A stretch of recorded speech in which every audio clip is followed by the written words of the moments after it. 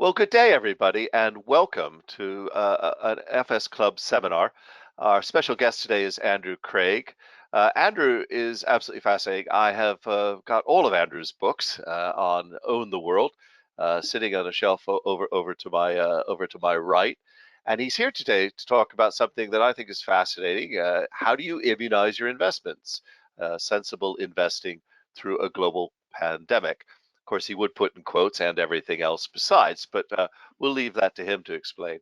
Anyway, you've gathered from my voice. I'm Michael Mainelli. I'm the executive chairman of the Zien Group, and we are really pleased today. We already have a turnout well in excess of 250 people on the line, and so my job is probably to get out of the way fairly quickly.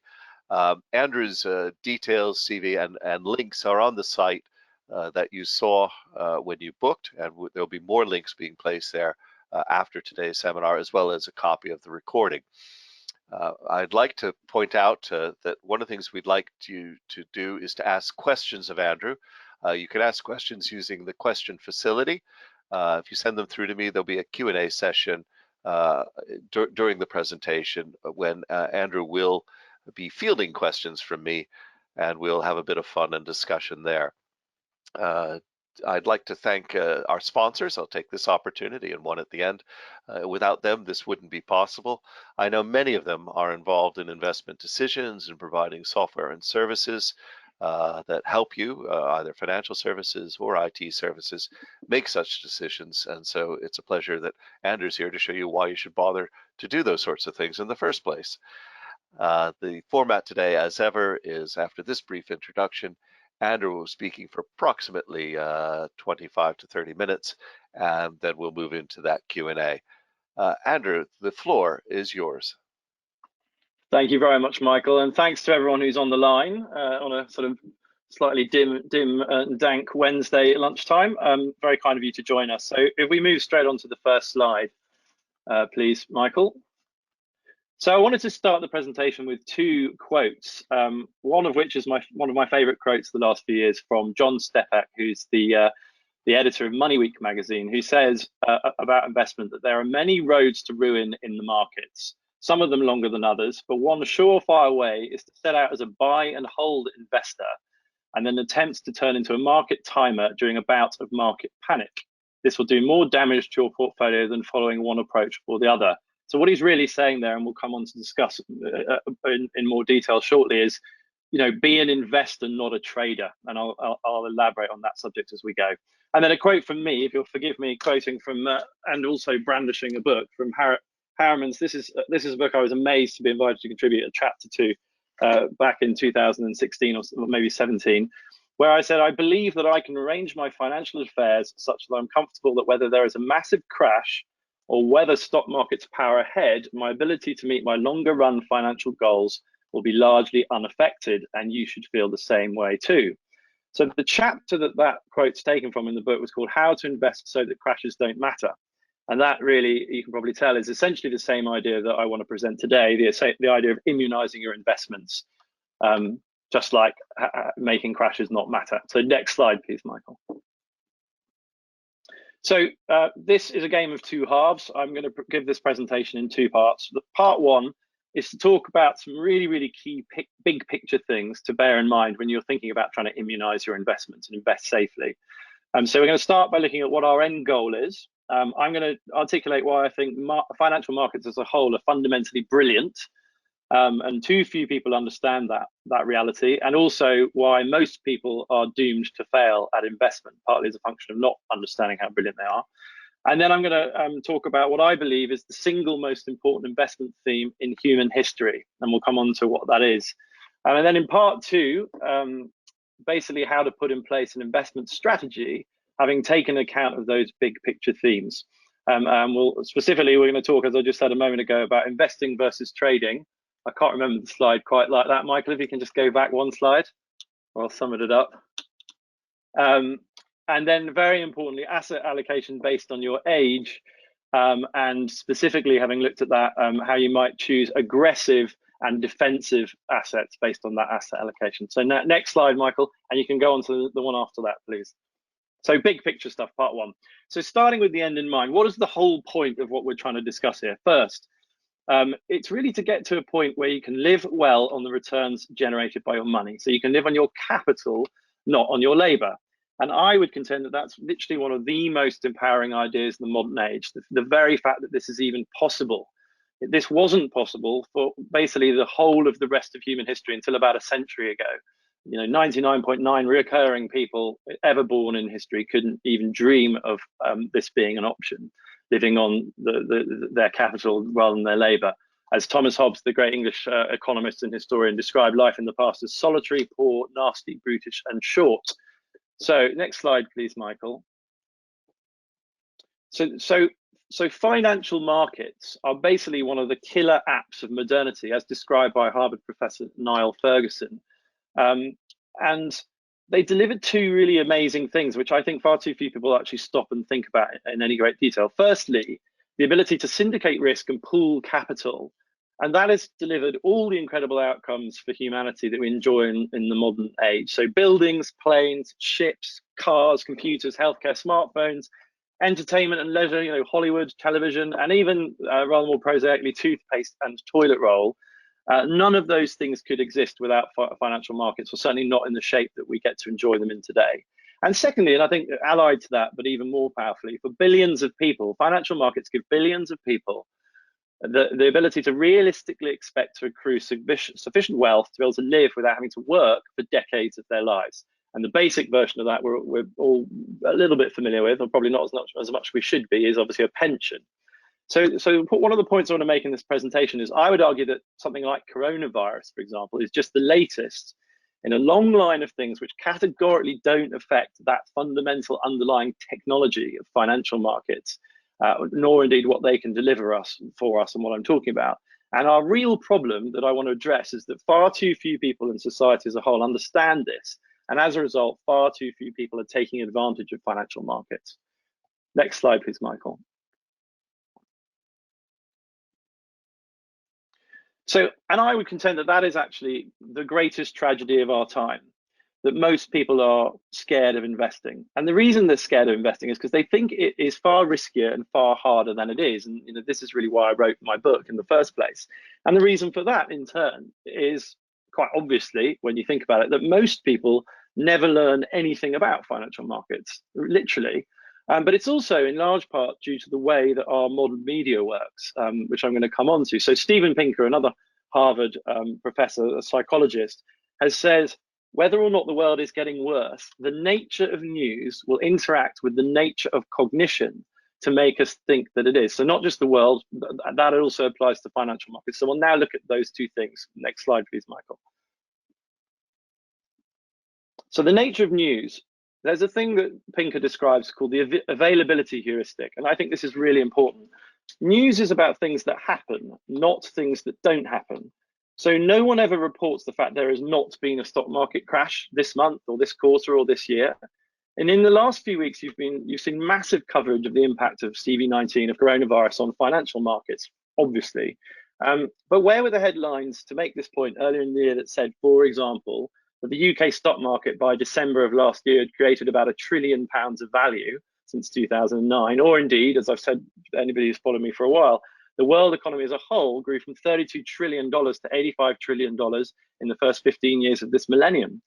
And you never hear about this because our media focuses literally 99.9% of its attention on the 0.1% of bad things that happen. Literally, that's not a sort of 90% throwaway comment. That's almost empirically true if you look at any newspaper or website day in, day out. And this is really, really important for investment, because what it does is it means that when people think of financial markets or the stock market, their first thought about that is that they crash. They think about the 1% of the time that financial markets are crashing, and not the 99% of the time that a sensible portfolio can gradually and very effectively build your wealth. And this is particularly powerful, again, in 2020 for obvious reasons, particularly, coronavirus being yet another, it's different this time kind of news story. Next slide, please, Michael. So now we look at the nature of cognition, which is the other half of why people are doomed to get this wrong. The news gives us all a massively false sense of how risky investment is. But it's actually even worse than that, because in addition to that, human beings are fundamentally incredibly illogical and irrational creatures. So we've got, not only have we got very, very low quality information from a perennially misleading press, but we're actually psychologically hardwired to be terrible investors because of a raft of inherent cognitive biases, if you like, psychological imperfections in being a human being. So the Chartered Institute of Securities Investment identifies 46 of these when it examines people like me, people who want to become a stockbroker. And actually, I think on Wikipedia, there's probably more than 100 of them. To give some examples of how powerful these can be, quite a compelling example concerns loss aversion, which is basically people, time after time in study after study, people fear a loss more than they're excited about a gain. And a pretty macabre illustration of that is quite often cited is this example of the surgery example, which is study after study shows that if somebody's confronting elective surgery that's quite risky and has a 10% chance of killing you, if they present the patient with the fact that they've got a 90% chance of surviving, the instance whereby they then decide to elect to have the surgery is immeasurably higher than if it's presented as a 10% chance of death. So those probabilities the same, but the decision taken by the individual is completely different. And that's basically an analogous to what people do with financial markets. They're always focusing, if you like, on the 10% chance of death rather than 90% chance of surviving. Money illusion, it refers to people insufficiently accounting for the impact of inflation on their investments and the value they have. The endowment effect means that people basically think that if they bought something at a certain price, whether that's a house or a share, that it must therefore be worth that or more, and so on and so forth. Confirmation bias means people look for sources that corroborate their existing opinions. I think we're all guilty of that, and so on and so forth. But the broad point is that humans are inherently pack animals. We're basically a bunch of sheep, sad as that is, and we're doomed to fall foul of fear and greed and sell at bottoms and buy at tops. So next slide, please, Michael. And what that means for investment performance. So if you look at the S&P from January 1872, that's not 1972, 1872, to September of 2019, which actually is the level that we're at right now, about 2,900. People invested in that total return have made annual returns for over a century of about 9% per annum. That rises to about 11% with the sort of basic trend following analysis that we use in our fund for what it's worth. So that's the market return, or the equity market return. But most investors, and only 8% of British people invest directly, proactively. So that's only 8% of the population doing that, and most of them are lucky to make 5%. So fully 4 or more % less than market returns. Even worse, however, most people make as little as 1%, because given what I just said on the last few slides, they're so wrongly fearful of investment, they only ever hold cash or cash ISAs. And a cash product in this environment particularly guarantees the destruction of wealth because real interest rates are negative. So most people are losing real wealth every year in the way they approach investment, and they're fearful to invest in financial markets. And I'd also contend that it's an absolute scandal how many of our mainstream journalists don't seem to understand this, naming no names, apart from the BBC. Next slide, please, Michael. So, back one slide, please. So what's the solution to that? So news interacts with cognition to deliver a terrible result in investment for most people. And what we need to do, therefore, is to immunize ourselves against that reality. And so this is what I want to talk about in the second part of this presentation. How do we do that? Firstly, I think you just need to learn enough about financial markets to be able to put into place a strategy that gives you confidence and peace of mind and immunizes you against all of the things that I've just presented in the last few slides. And particularly to take you and your cognitive biases out of the equation by ignoring the news and automating. But before we look at some specifics in part 2 on how we do this, I wanted to look at the final big picture theme, which is the most important thing to think about, in my opinion, when it comes to investment, and that is human progress. So here is what I would contend is the single most important chart, and by extension investment theme, in human history, Moore's law. On the right-hand side of the slide, 120 years of Moore's law. So Moore's law, for those who aren't familiar with it, is the idea that processing power per dollar or pound spent doubles about every 18 months, which is obviously a very, very geometric steepening progression. And the top US VC investor, Steve Jurvetson, has described this as the most important chart of human history, which is obviously I 100% agree with that. So just to illustrate that really quickly before Michael moves the slide on, if you look at that to really bring it into focus. So I was born in 1975, so whether it's about 1 calculation per second per dollar or 10 is not quite clear depending on which technology you're looking at. But the simple fact is that in my lifetime, in the last 44 years, we've gone from anywhere between 1 and 10 calculations per second per dollar from our IT to over 1 billion today. And that doubling every 18 months is going to continue to deliver that, most tech experts believe today. So next slide, please, Michael.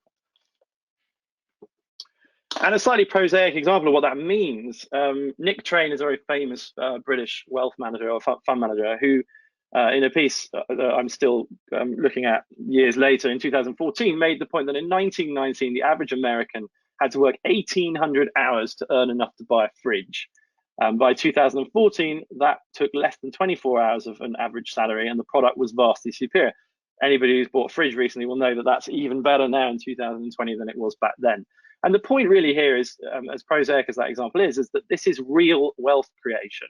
And that, front and center, is why the S&P has delivered 9% annualized returns for more than a century, as I said earlier. It is all about human progress, and human progress is the most important thing to consider when you're thinking about investment. So to another illustration, I mean, today, we all know most of us carry around a smartphone, which is a device that is significantly more powerful than the computers that put a man on a moon in 1969. And Arthur C. Clarke, the British author who wrote 2001: A Space Odyssey, describes any sufficiently advanced technology as indistinguishable from magic. So, if you showed an iPhone or a Samsung to somebody from even the late 1990s, even ourselves in the 90s, let alone somebody from the 40s or the 1800s or earlier, it would literally look like something incredible and magical, like something out of Star Trek. But the key point I want to make is that magic, which we all become very inured to for other psychological reasons, but the magic embedded in the reality of this is that device has created several trillion pounds, euros, whatever, of real economic value in the last decade, or slightly more than a decade. Next slide, please, Michael. So given the nature of exponential progression, there's actually a good chance, notwithstanding CV19 and any other bad news you're reading about, that we're actually where the little stick man is on this slide. Human progress could literally, as those exponentials, that 1 becomes 1 billion, that is where we could be when we have really reasons for cheer and also reasons to invest in that. Next slide, please, Michael. But because we can't see to the right, and that's where we are with the little stick man, it actually feels like we're there, or worse, if you take account of the way the press is utterly dominated by coronavirus and bad news and essentially nothing else, then many people actually probably think that little green line is going to go south, not north. So the summary here of part 1 of this presentation is, big picture, believe in human progress. Whether you agree with my last 2 slides in terms of us potentially being on the cusp of a massive uplift, I would suggest that you should believe in human progress nonetheless. We've had more than a century of evidence for astonishing exponential progress made by mankind, even if our mainstream press so seldom reports any of it. Another of my favorite quotes here is by Watt's principle is it that when we see nothing but improvement behind us, we are to expect nothing but deterioration before us. As an old Victorian historian, Thomas Babington Macaulay, he said that in 1830, when Moore's law was only just getting started. And I would argue that belief in human progress is one of the most important ideas to inform your investment success, and part of how that belief immunizes you against investment failure. So on to part 2, please, Michael. So putting a sensible strategy in place. So armed with this big picture appreciation that I've just given you of what financial markets can deliver and a firm belief in human progress. So basically all you need to do now, if you believe these things, is set up something sensible to capture that human progress with your investments. So we saw earlier that the S&P, the American stock market, has delivered an average of 9% a year going back to 1872. A couple maximizing their ISA contributions with that rate of return would get to over £1 million in their investment pot in just over 12 years. They'd have 2.5 million after 20 years, and they'd have more than 6 million if they consistently managed to achieve 9% for 30 years, perhaps from the age of 35 to 65. So why not just invest in the S&P? And that is a very good question. And indeed, you might just invest in the S&P, as we'll come on and have a look at. But the reason you might think slightly more deeply than that is comes in 2 halves. One is the reality of volatility and a thing called sequencing risk, which we'll come on to.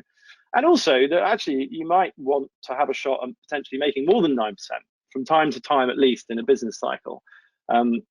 which is what we'll come on to. So before we get into the specifics of looking at volatility and sequencing risk and how you might make more than 9%, I wanted to get onto this a very important point that I alluded to at the beginning of the presentation, and the reason I gave you John Stepak's quote, which I've repeated again there, is the difference between investing and trading. And crucially, everything we do at Plain English Finance, and the whole point of my book, is about the former, not the latter. It's about investing, not trading.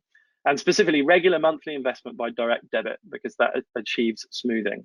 I spend a disproportionate amount of my time explaining the difference to people. Very often I get emails from people who've discovered my book and our website and are very excited, but when they get in touch with me, because of the way social media works and because of how poorly finance is described to the population, they tend to be thinking about trading and not investing. And I think it's important to dwell on the difference. So trading is, in my view, extremely hard, takes many years to become any good at, and crucially, many hours a week to implement. And I think it's actually pretty pointless unless you already have quite a lot of capital. I'd say several tens of thousands of pounds or even £100,000 or more, because you can't deploy enough capital at a low enough risk in order to actually do a good job. So I think the biggest rookie mistake I often see is someone with, let's say, £2,000 of savings in their 20s, spending £1,000 of that to learn how to trade, or even worse, on some crypto guru. That is categorically not what I'm talking about. What I'm talking about is investing, and crucially, investing is much simpler, has a much higher probability of success, it takes much less time, and it's probably as much as 90% admin and only 10% fund selection-ish. So now, Michael, next slide, please. Let's look at what I mean by that admin. So I talked earlier about volatility and sequencing risk. And these are things that it's very important to take account of. And arguably the most important consideration in how you invest is your age. And it's very important because of sequencing risk, which is the idea that as you get older, the return of your money becomes more important than the return on your money. So the S&P has averaged 9% per annum over many decades, as we've seen twice. But every few years, it falls a long way. So from March 07 to March 2009, it fell more than 56%. From about 1500 to the spooky biblical low, the number of the beast, 666. And if you were 30 in 2007 and you're unlucky enough to be just holding equities, you probably saw your £10,000 pot that you managed to build by then to fall to something like £4,500, which is certainly very annoying. But imagine that you were 60 and you were largely in equities, which I've seen so much of again this year. And you've seen £1 million that perhaps you, as a relatively highly paid professional, you've managed to accrue over a lifetime, fall to £450,000. Obviously, that's rather more problematic. So the solution to that reality, and that is sequencing risk, is changing your asset allocation in response to your age, is to optimize your asset allocation based on your age. So how do we do that? Next slide, please, Michael. By looking at an idea called 100 minus your age, which has been around for decades and has helped people work out the percentage that you should hold in, if you like, low risk bonds versus high risk equities. The idea basically being that you should own 100 minus your age in higher risk equities, or as John Bogle, the founder of Vanguard, puts it, probably slightly easier way of thinking, you should own your age in bonds. So if you're 30, you should broadly own 30% bonds, 70% equities. And if you're 70, the other way around, 70% bonds and 30% equities. And as I say, this is one of the great investing rules of thumb used by financial advisors for decades. But there are a couple of real problems with this idea in the year 2020 that we need to address. And the first of those is that bond rates are too low. 100 minus your age is quite an old idea. There's the 54-year chart of 10-year US Treasury rates, which is basically the bond rate. And as you can see, the idea of allocating X amount to an asset when it's returning, let's say 6, 8, or 10%, gives you rather different outcomes to when it's yielding 1% as it is at the moment. Both in terms of on the way up, as you are building your wealth, if you're 50 and you're 50% in an asset returning 1%, that's not helping you get to your target pot by the time you're, say, 65. But even worse, actually, for retirees at the moment, is that then if you're very heavily in bonds, somebody with £1 million, let's say the average of the last 50 years is around 6%, looking at that chart. Somebody with £1 million could just sit there with their £1 million being paid £60,000 a year. Now it's going to be £10,000 a year of the same £1 million pot if you're lucky. That's if you're able to make 1% interest rates. The right-hand side of this chart is actually 0.63% is the current 10-year. So that's £6,000 on a £1 million pot. Disaster. So next slide, please, Michael. And the second reason that perhaps this doesn't work as well in 2020 is that bonds and equities are, of course, only two possible investment vehicles. So in chapter 7 of my book, I cover 10 investment vehicles that you might consider using to build and or preserve wealth, and I won't go through them, they're there. I think the crucial point to make is that financial services today are the best they've ever been. So this idea of using bonds versus equities really came from an era 50, 60 years ago, or even 30 years ago, where really it was quite hard to buy anything other than the 10-year or the Dow Jones or the S&P, whereas nowadays you can literally buy millions of different investment products, so there's much more available to you. So next slide, please, Michael. So how might we think about 100 minus your age for today? And I think it's quite a simple substitution that we make, which is given where interest rates are and the fact that there are lots of other investment assets or types of investment you might use beyond just bonds and shares. Instead of thinking about equities against bonds in this idea, I think a more elegant idea is to think about aggressive versus defensive. So you use 100 minus your age to work out roughly what percentage of your investments you should allocate to something defensive and something aggressive. And so we'll now just trot through a few examples of what those might be. So starting with aggressive, because they're inherently much more fun. And to be clear, what follows, there are no hard and fast rules here. What you choose as an aggressive investment is a matter of personal choice. There are thousands, millions of things you could choose. And these are not specific investment recommendations as disclaimed in this presentation, as I'm obliged to do. But I'm just going to use 3 examples of things that you might use for the aggressive proportion of your investments. A big stock market index, like the S&P 500, we talk about the MSCI World, biotech, or smaller companies. And don't worry, Michael, you can stay on that slide. So let's start with a big stock market index. So we've already looked at the S&P 500, and I've already made the point that it's returned 9% annualized going all the way back. And the value of zooming out, as you consider that, you know, the chart on the right, and it hasn't come out very well, but every one of those annotations on that chart is basically a reason that you might have sold out of holding US equities, the S&P 500, in the last sort of 11 years or so, in which time it's gone up 495%. And actually, this was drawn in December 19. So it's really, we're at the level we were at in October 19 now. So it's not far off that, even notwithstanding the recent significant correction caused by coronavirus. So all I'm saying there is that over time, this is a further illustration of the idea of ignoring the press and the news and the noise, because you could have sold out of this position at any point in the last, and I could draw the chart back to 1872, and with the exception of 1929 and the First World War and the Second World War, this theme, zooming out, is crucial, because you can get scared out of just investing in human progress all the way along. But what I just also wanted to mention in terms of potentially owning a big stock market index is something called the MSCI World, which is the 1600 of the largest market cap companies from all over the world. That includes all of the large S&P 500 names that you'll be familiar with. And why do I mention that? Well, really because I think the last 20 or 30 years has been characterized by a period of real US exceptionalism. And I wonder whether that will continue. And I'd give as evidence, it's pretty simplistic, but just a thought process. So I think biotech is going to be one of the big themes in the next 2 or 3 decades, with .com being one of the themes of the last 2 or 3 decades. And China has more NGS sequences, so these are sophisticated machines used by biotech and healthcare companies, in the Beijing Genomics Institute in Beijing than America has in the whole country.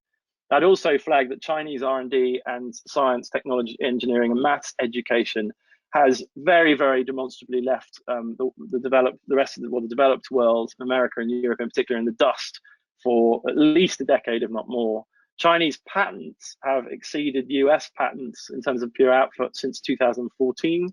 You could ask question marks about the quality of those patents, but I still think it's pretty extraordinary. And they have universities with tens of thousands of PhDs all over the country. And I think just basically 3 billion Asians now in the world, only 300 million Americans. People tend to buy Increasingly an affluent Asia will potentially buy products from its own companies. But the MSCI world is kind of agnostic because it will capture the best 1,600 companies from all over the world, even if they came out of India or Brazil or Germany or the UK. So it's potentially, all I'm saying is that perhaps going forwards, the MSCI world gives you, it's an own the world big stock market index that is worthy of consideration. Next slide, please, Michael. Thank you. Smaller companies, long time followers of my output will have seen me, will maybe know that I was a smaller company broker for, I've been selling smaller companies for the best part of 20 years, and that's how I started my career. Professors Elroy Dempson and Paul Marsh at the London Business School published a very, very famous piece of research 3 or 4 years ago, or the beginning of 16, that showed that the smallest 2% of companies in the UK stock market from 1955 to 2015, so small caps, had produced annual returns of 15.3%, which very few people outside of the city know.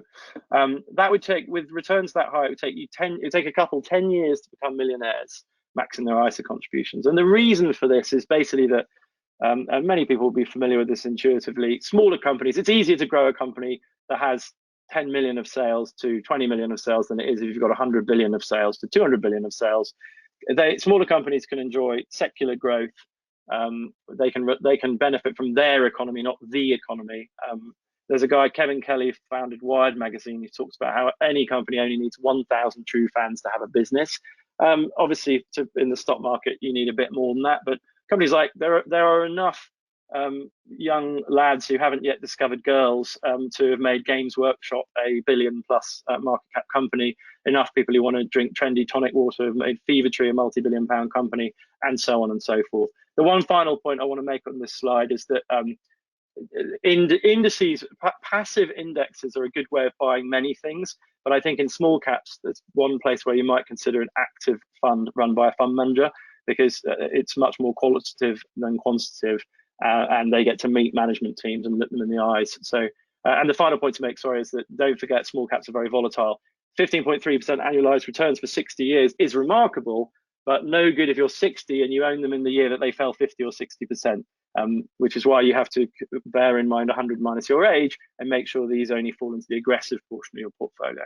Next slide, please. And then biotech and healthcare, another aggressive potential asset, very close to my heart because by day I raise money for biotech companies.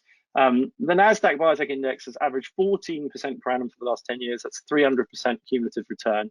And again, this is an option on that human progress that I mentioned earlier in the presentation. The reason it's done that, one of the only things in the world beating Moore's law that I talked about earlier is the fall in the cost of sequencing a human genome.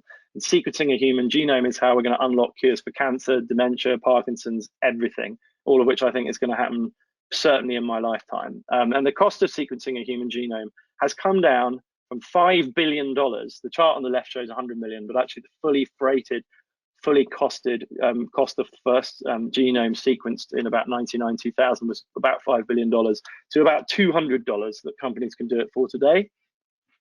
And that alone is going to make biotech, in my view, a place which creates the next sort of handful of trillion-dollar companies like Apple, Google, Alphabet, and so on, or Alphabet being the same as Google, obviously. The other thing about biotech, just to bear in mind, is the industry benefits from demographics. The world is aging, as we all know, and 75%, most diseases are diseases of age. So 75% of cancer diagnoses are in over 50s. And the same is true of lots of other diseases, as you'll be aware. The world is getting more obese, and related to that, the world is getting wealthier. So Novo Nordisk is a $200 billion company because it's one of the leading diabetes companies in the world. NASH's fatty liver disease, that's going to create billions of value as well. And CV19 has really shown up the merits of biotech, I think, this year, because the biotech sector has held up very, very well and been very resilient. There are several small UK companies that are actually up 10 times this year because they have a technology for example, COVID testing.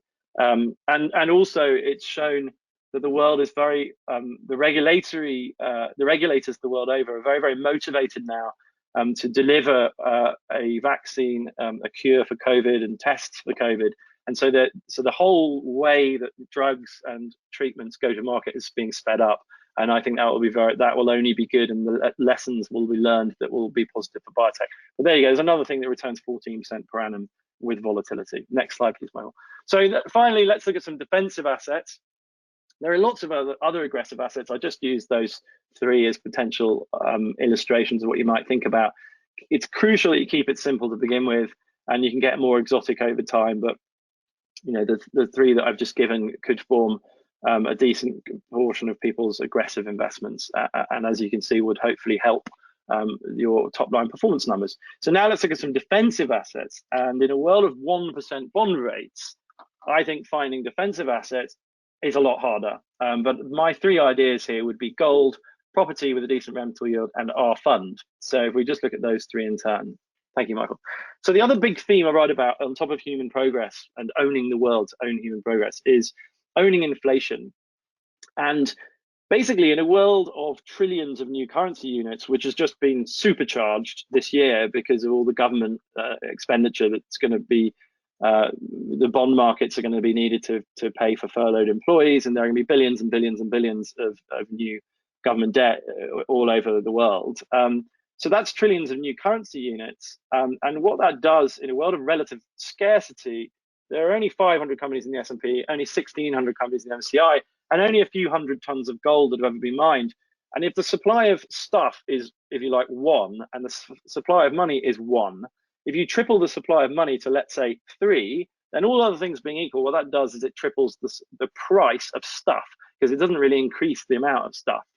And so that is why I think you also need to own inflation. And one of the most elegant ways to do that is to own gold. It's a little bit more complicated than that, but gold I view as a very defensive asset. Other commentators think I'm a bit too much of a gold bug, but I would just point to that gold price chart in each of those major currencies going back to 2005. In sterling, gold's now at an all-time high and has averaged 13.4% going back to 2005.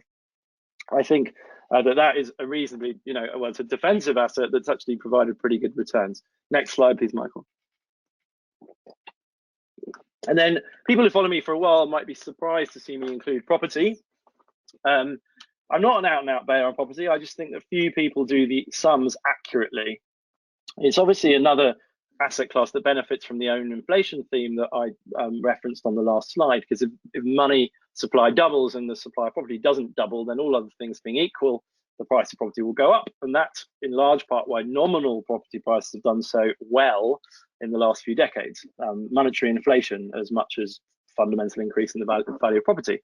But a good property investment, which can give you a total return, so rental yield plus capital appreciation, that is quite a long way above current interest rates, and that's why I include it. I just would advocate that people need to be very, very sure to account for all the costs, void periods, upkeep, the cost of money, and crucially the cost of your time.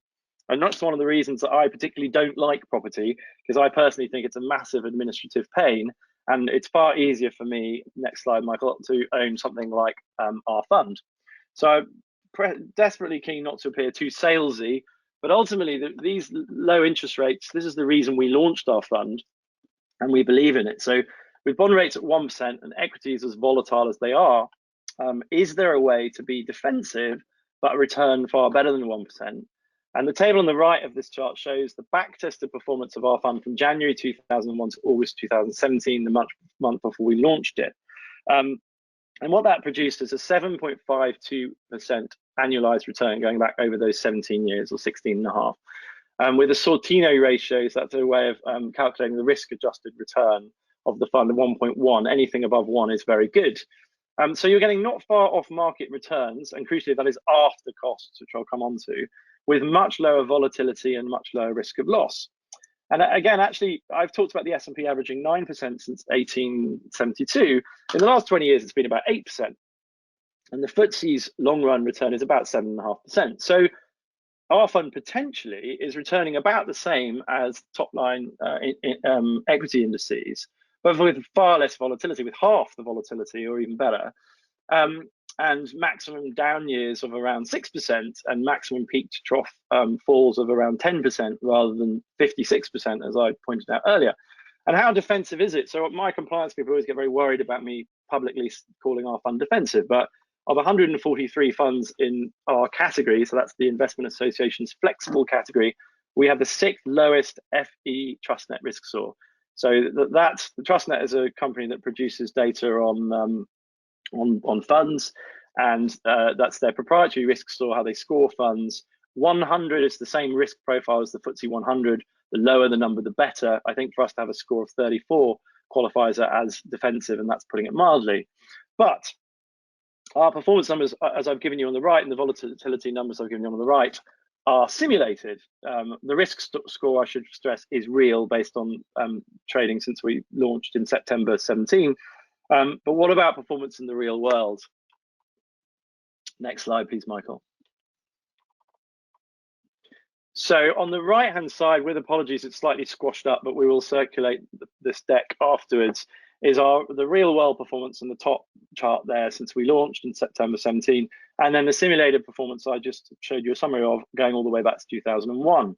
And we're currently, the haters who love to hate are currently beating us up on two fronts. Firstly, that the fund is down since its launch in 17, and secondly, that we are expensive. So on point one, I would simply say that all we need is one strong up year to validate the thesis.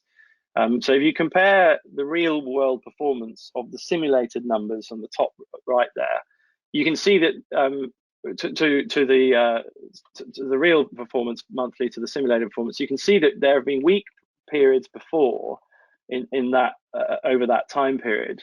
And I would argue the fact that our strategy has protected the downside in the real world, both in 2018 and so far this year, really just like it did in the back testing, gives me confidence. I see no reason why it won't capture upsides when markets trend. And if you have a look in years like 03, 05, 09, and 16, the strategy captured 20% or even 23.7% in 03. And all we need really is, this is a Jeff boycott of funds, or an Aesop's tortoise. You know, Jeff boycott stood at the crease, defending the wicket for runoff, for ball after ball after ball, and then he took his chances. And that's basically analogous to what our fund aims to do. So it should be judged on what it delivers over a lifetime of investing.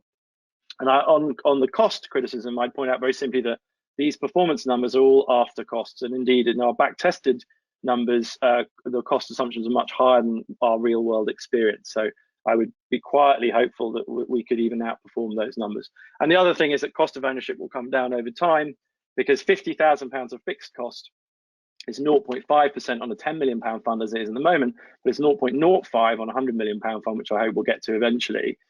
We think the fund does what it says on the tin. So for people who are looking for higher returns, if you can get market returns with much lower volatility and risk of loss, then that to me fulfills the defensive part of what we're trying to do here far better than bonds, which are returning you 1%. And of course, I would also say that for people for whom that's not sexy enough, who want higher returns and higher volatility, that's fine. And that's why I spent so much time writing 20,000 words on 100 minus your age so far this year, and I'm giving this presentation. Next slide, please, Michael. So in conclusion, you'll be relieved, with apologies to Michael for overrunning my allotted time, as ever. I think it's very, very important that we celebrate the existence of financial markets and what they can and should deliver for all of us. And allied to that, we celebrate and we believe in human progress, and we believe that human progress will continue. So if you have that stance, you use 100 minus your age to work out what you might allocate to aggressive as against defensive investments through your life, and you pick them. There's no hurry. It's best to keep this simple. And then you save and invest at least 10% of your income into those defensive and aggressive assets each month, automatically by direct debit. And if you then ignore the news completely, so no matter what is happening, whether it's coronavirus, Trump, Brexit, Iran, Libya, Fukushima, the list goes on and on and on, and there's something every year. I appreciate coronavirus seems particularly apocalyptic, but it really won't 5 or 10 years from now. Of that, I am absolutely confident, and it's certainly not the Second World War. So taking human progress and using 100 minus your age means you don't need to care about any of this. And all you then need to do is periodically review your defensive and aggressive assets. I'd say once every 5 years, not because there's been a coronavirus outbreak, but just on the occasion of your 30th, 35th, 40th, 45th, 50th birthday, and so on. And if you do all of the above, it is highly likely that you will have a very, very significant sum of money after 20 to 30 years of doing so. But arguably even better than that, which is a whole part of our pitch, if you like, is that you will have enjoyed very, very significant peace of mind as compared to most of the population along the way. And then next slide, please, Michael. So a little bit of an advert for our website and the various things that are there. And that's it. I'd like to thank you very much for indulging me and listening to me for 35 minutes. Over to you, Michael. Q&A. Andrew, that's great stuff.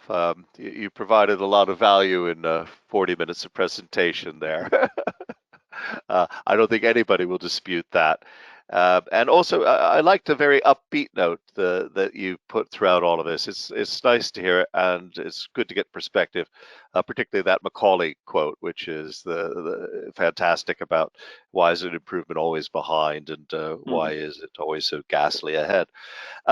We have nearly 400 people on the line, and therefore far too many questions. I can assure you, folks, I'll be getting all the questions over to Andrew, and for those that require a specific or personal answer, he can pick that up as well.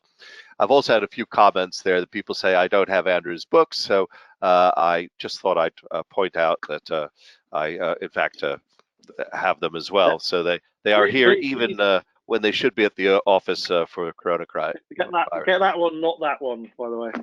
That's it. Anyway, in the sort of 10 minutes left, we're going to try and do as quickly as we can. So, Andrew, you're going to have to be staccato.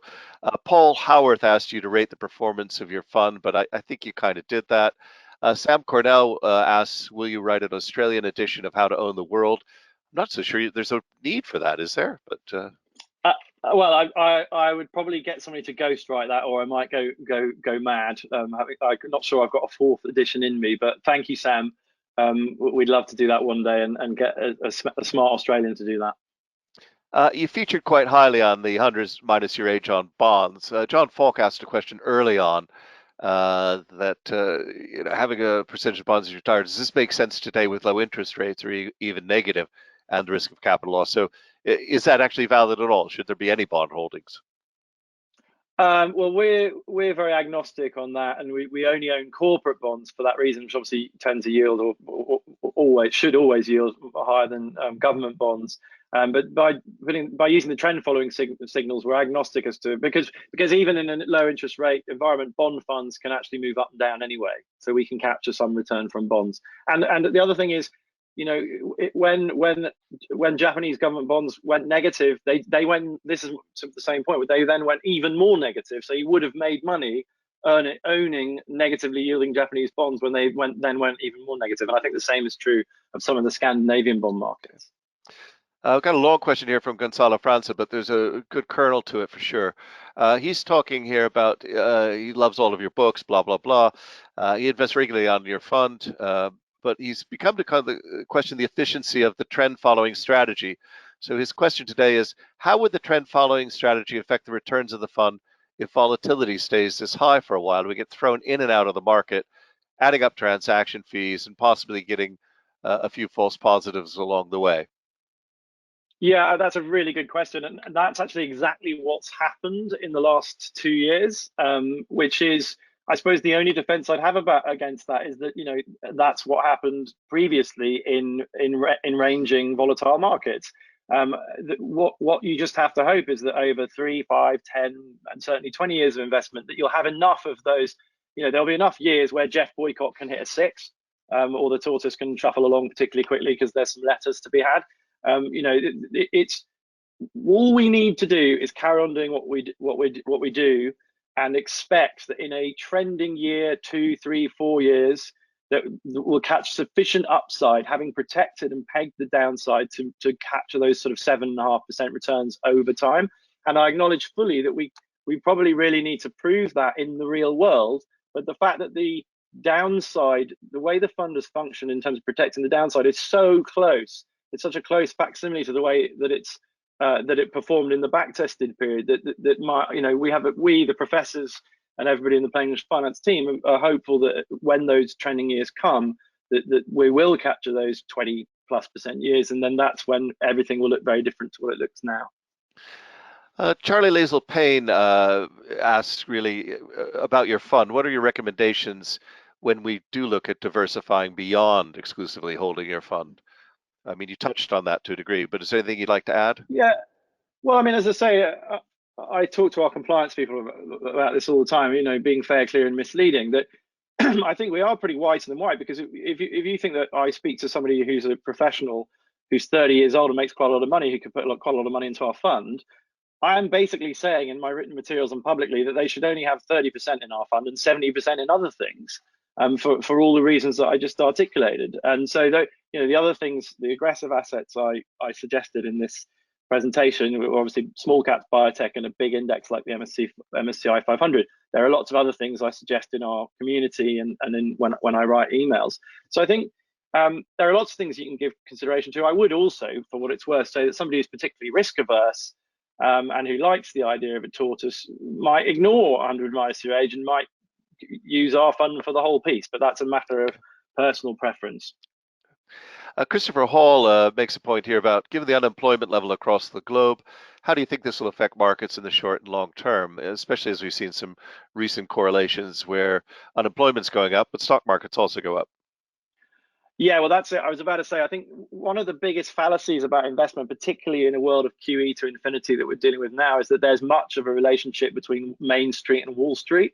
It's extraordinary how, you know, at the very best, they lag each other to such an extent that you can't really, you know, I think it's quite hard to draw a conclusion. For if unemployment's terrible, does that mean that the S&P 500 is going to fall? Well, not if the evidence of the last 20 years is anything to go by at various points. So I'm not really worried about that.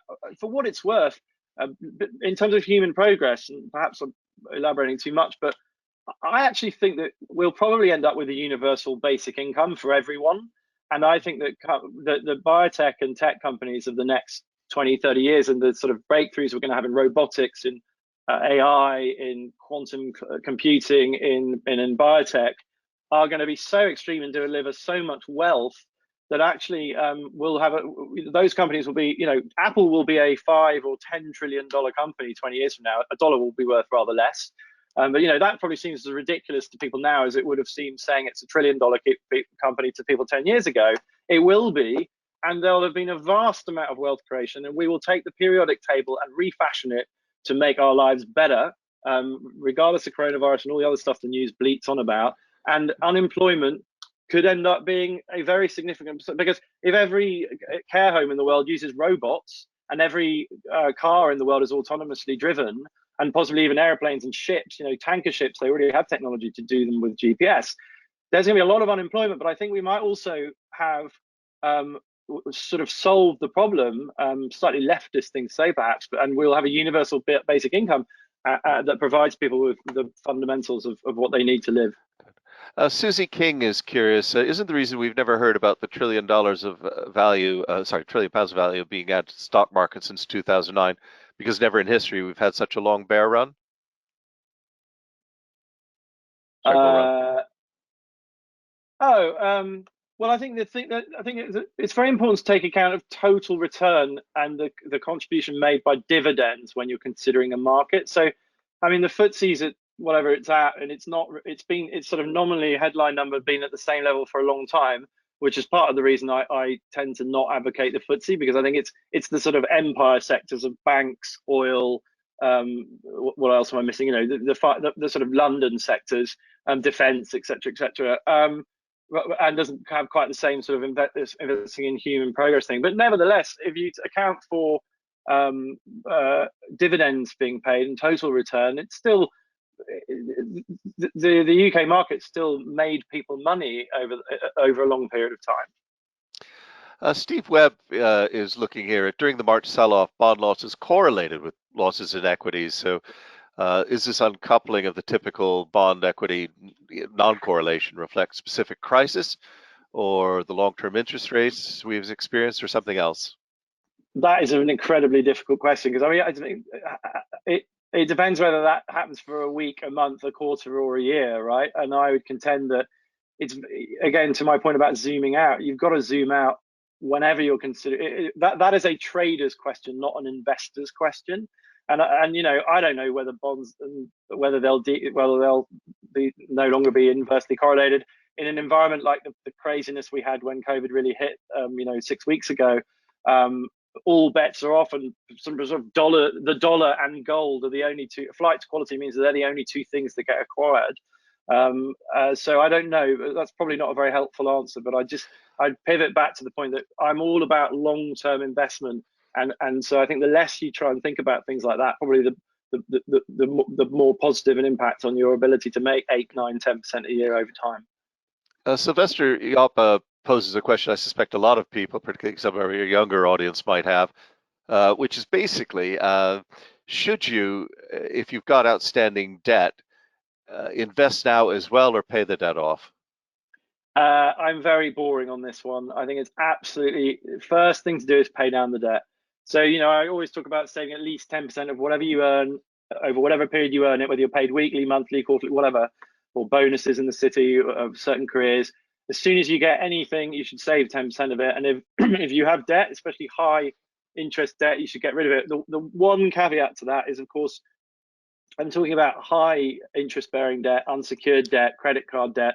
I'm not talking about student loans or mortgage debt, which are a special case. But the analogy I use is it's like investing before you've paid down credit card debt is like trying to fill a bath with the plug hole open. Yeah. Your water will never come in fast enough to compensate for its flowing away.